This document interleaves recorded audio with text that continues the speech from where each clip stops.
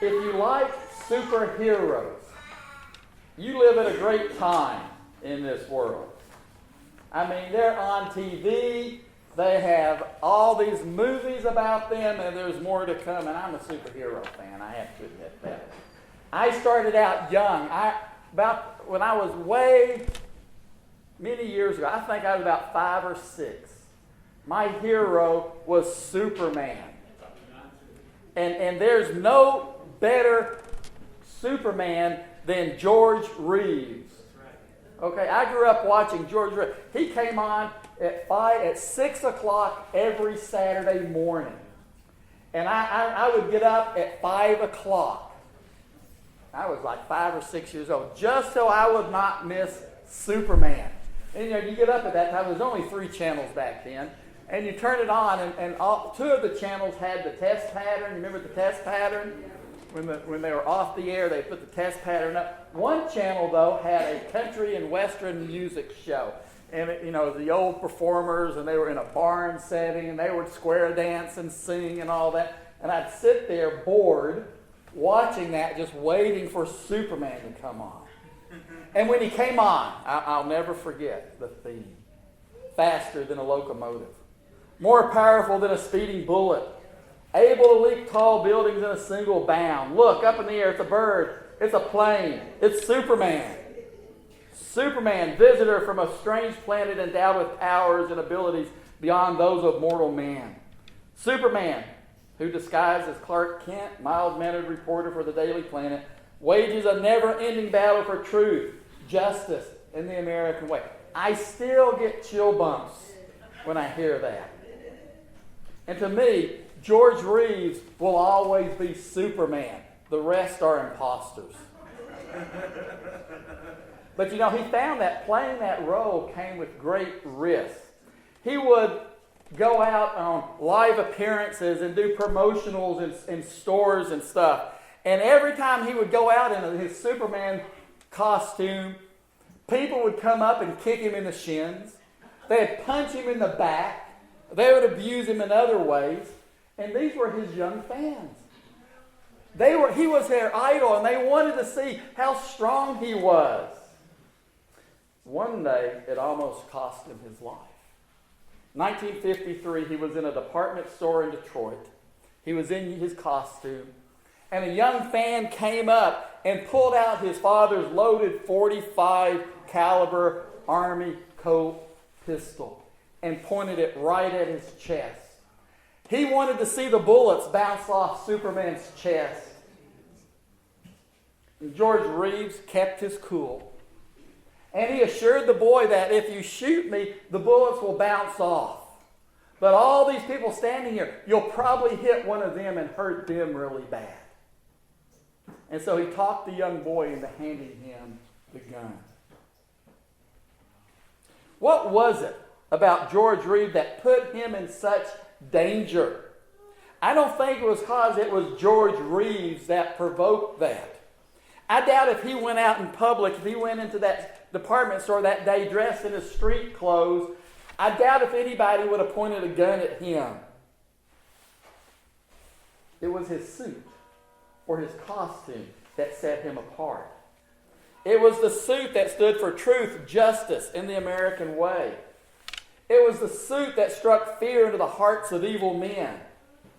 And it was the suit that created hope in the hearts of the downtrodden. In fact, there's been a lot of different actors who's played Superman over the years, and it doesn't bother people as long as he's wearing the suit. Superman was a strange visitor from another planet, endowed with powers and ability far beyond those of mortal man. But he was a fictional character that only existed in comic books, TV, and in movies. However, years ago, there was a Superman who lived. He was not born on Krypton. He was born in a small village in Palestine known as Zorah. He may not have been able to fly like Superman, but he was strong, and his name struck fear to the hearts of his enemies. His name was Samson. You've heard the name? I want to show you just how powerful Samson was. Here's 3 examples. First, turn to Judges chapter 14.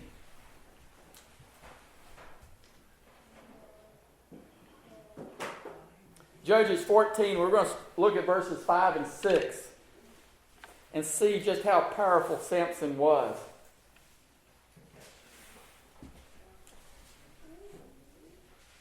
Verse 5. Samson went down to Timnah together with his father and mother. As they approached the vineyards of Timnah, suddenly a young lion came roaring towards him. The Spirit of the Lord came upon him in power, so he tore the lion apart with his bare hands, as he might have torn a young goat. But he told neither his father nor his mother what he had done. Now look at chapter 15, verse 14 and 15.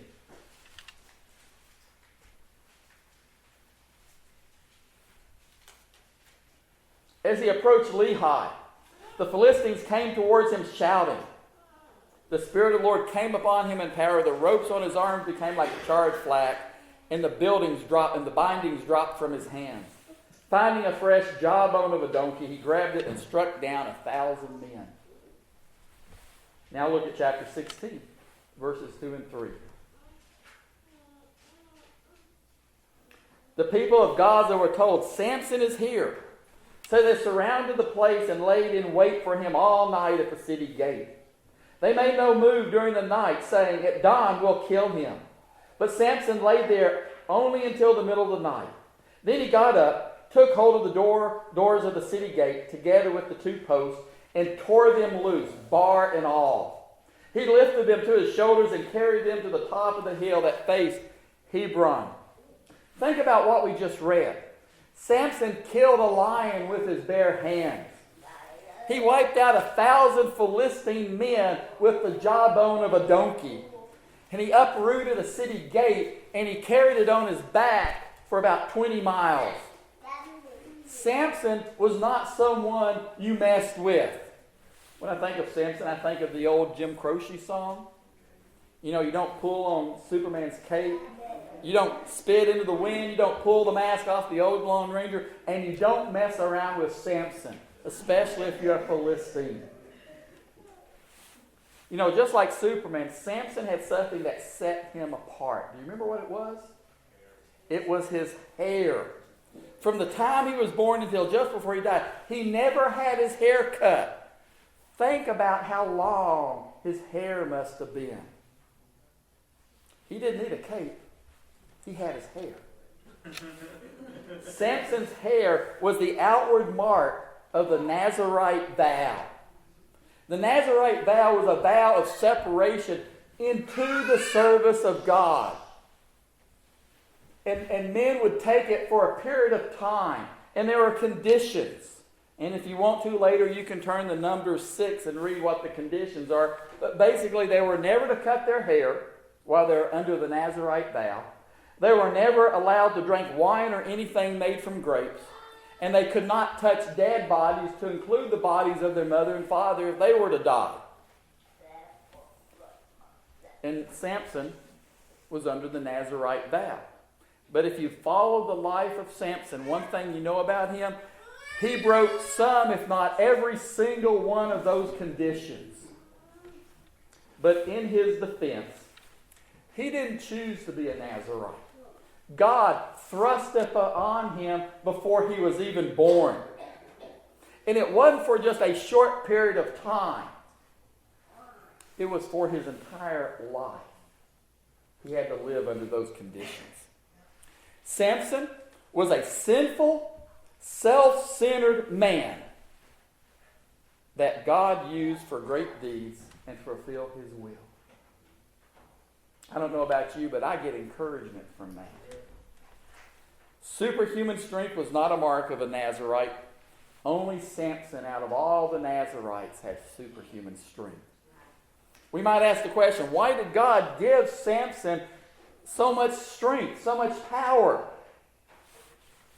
I can only find one reason for that. The people needed someone like him at that time. Years before Samson was born, back in Judges 13, Israel had been disobedient to God. And as punishment, God placed them into subjection to their enemies, the Philistines.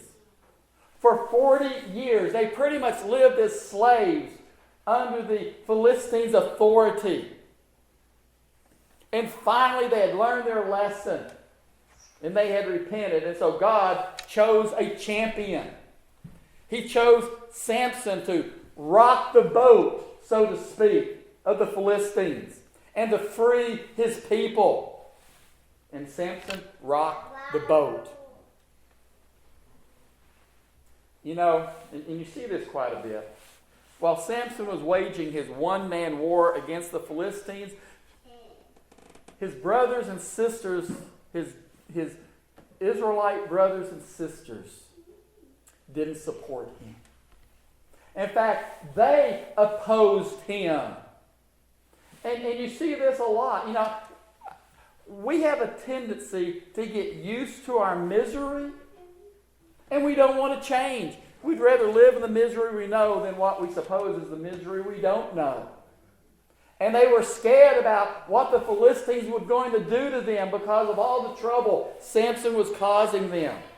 Look in Judges chapter 15, verse 11.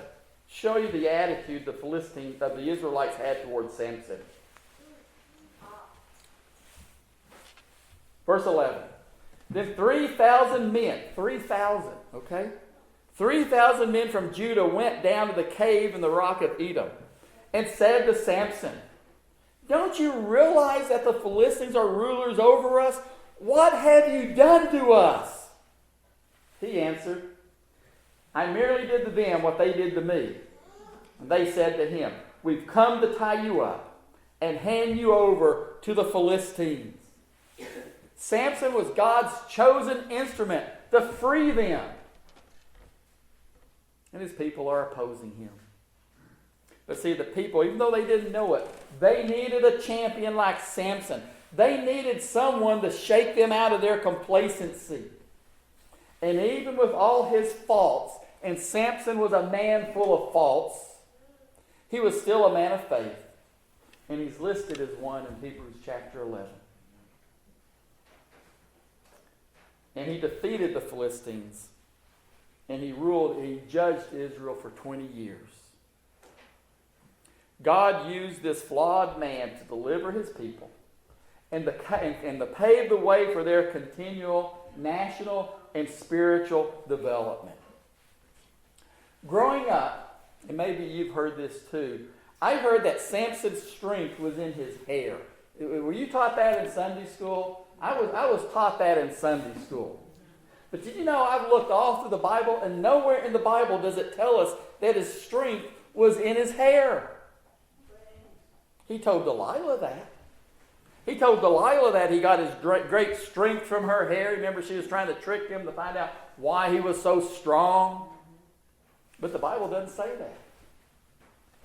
After Delilah had cut his hair, the Bible simply tells us this: the Lord had left him. Okay, that should tell you right there where his strength. See, his strength was not in his hair. His strength was not in his Nazirite vow. Samson was strong because before he was born, an angel of the Lord came to his parents with a promise. Look in Judges 13. Verse 3.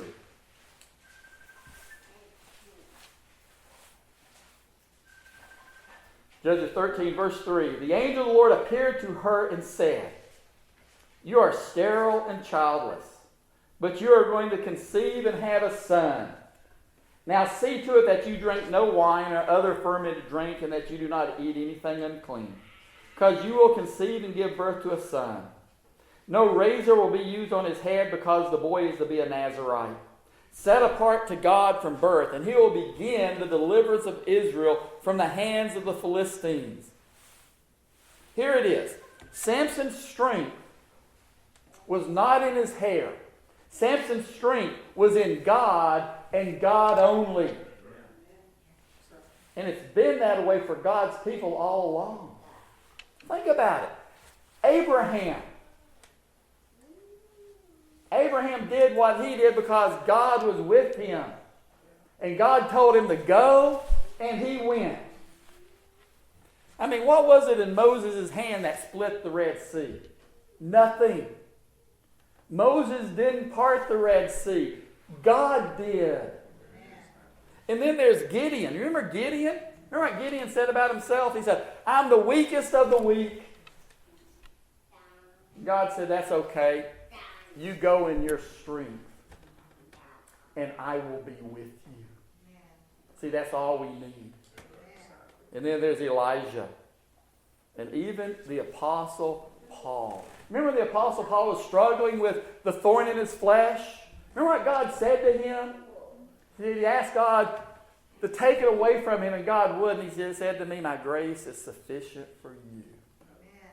Is God's grace sufficient for you?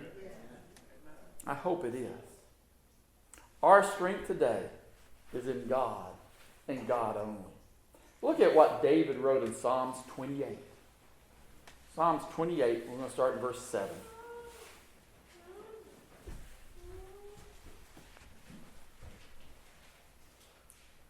There's no evidence that David had super strength, is there? But listen what he said. Verse 7. The Lord is my strength and my shield. In him my heart trusts, and I am helped. Verse 8. The Lord is the strength of his people. He is the saving refuge of his anointed. Now look at Psalms 33, verse 16.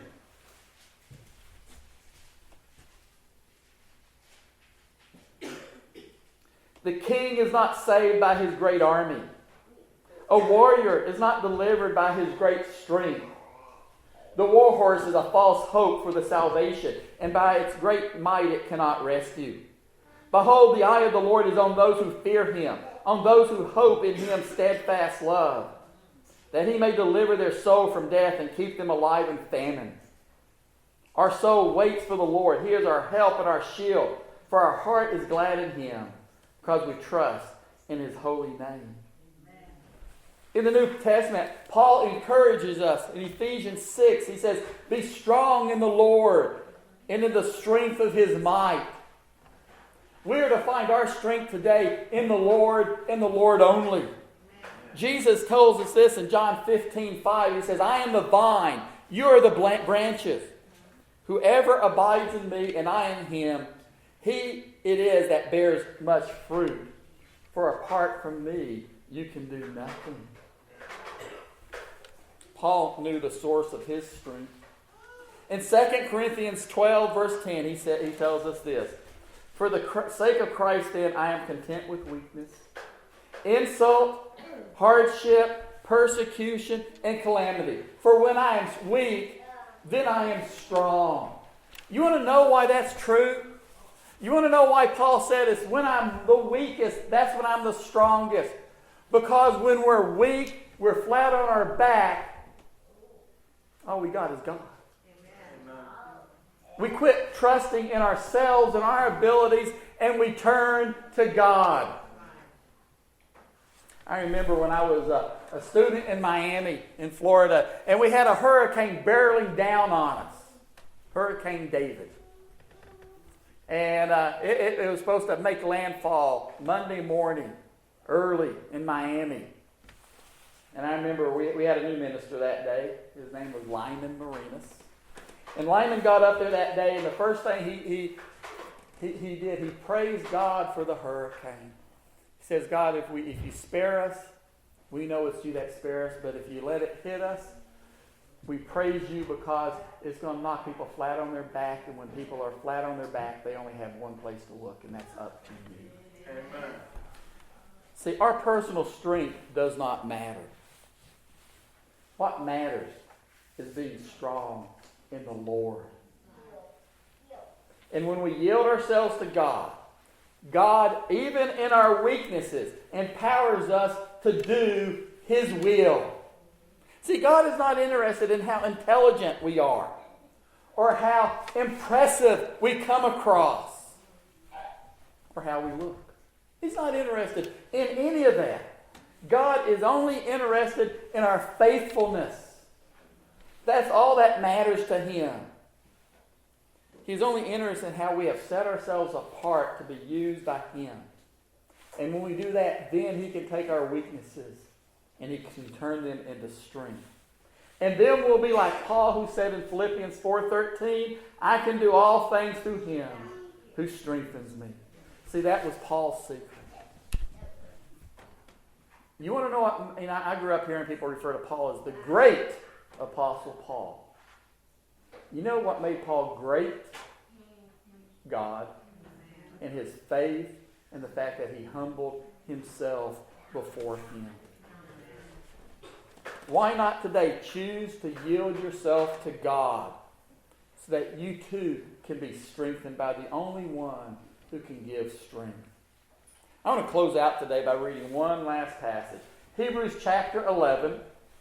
Hebrews 11, we're going to read verse 32.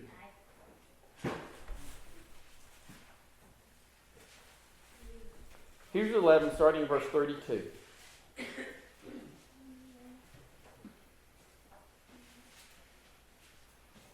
Hebrew writer writes, And what more shall I say?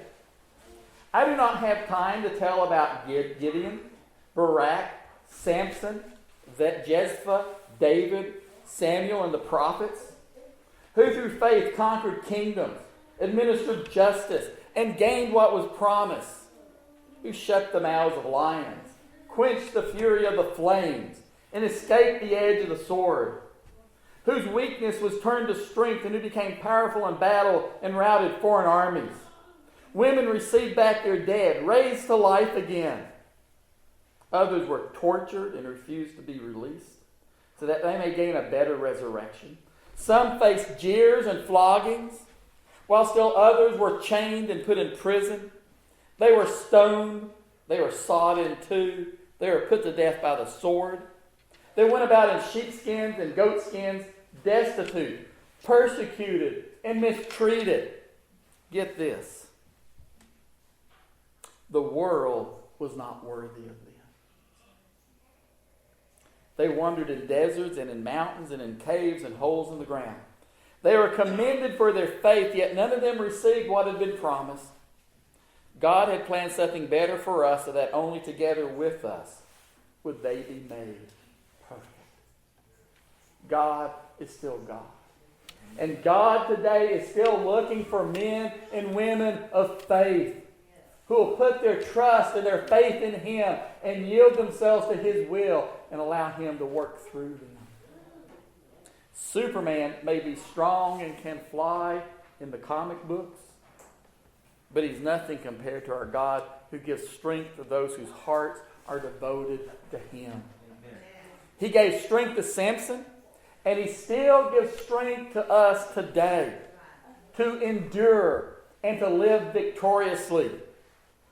Today, He's calling us to set our hearts apart to Him. And we invite you today to come too. And you can come to Him today while we stand and sing.